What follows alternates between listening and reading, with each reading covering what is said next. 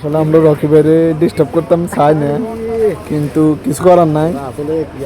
Rocky ভাই আসলে একজন মান্যগণ্য ব্যক্তি, সদরঘাটের বিশিষ্ট ব্যবসায়ী এবং আমাদের নোয়াখালী বিভাগ বাস্তবায়নের আন্দোলনের সম্মুখ সারির নেতৃত্ব দেওয়া একমাত্র লোক, যিনি আপোষহীন নেতা। মানে কারোর সাথে উনি আপোষ করে না, বিভাগের ক্ষেত্রে উনি আপোষ করবে না।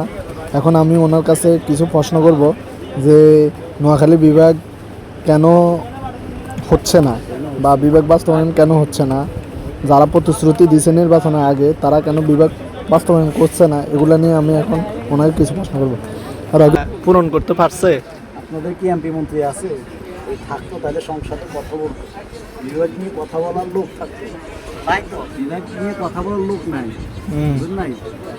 যদি থাকতো তাহলে বিভাগ নিয়ে কথা বলতো। এখন ভোটের আগে অনেকে অনেক কথা বলে, এটা দেখে লাভ নেই। এটা কি ভাই, এটা কি ভোটের জন্য বলছে? মানে ভোট যেন পায় এটার জন্য বলছে।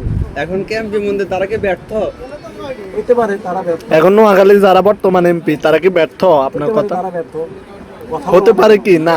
কথা বলে না কেন? আমাদের কথা হলো একটাই, তারা কেন কথা বলে? এনসিপির নেতা হান্নান মাসুদ তো বলছে যে বিভাগের জন্য একটা নোটিশ দিছে।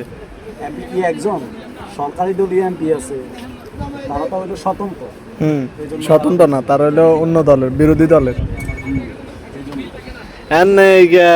হান্নান মাসুদ তো কইছে যে নোয়াখালী বিভাগের লাই নোটিশ দিছে। মানে হান্নান মাসুদের প্রতি আপনার কি মানে? লেগে থাকো বিভাগের জন্য লেগে থাকো, হয়ে যাবে, টেনশন করো।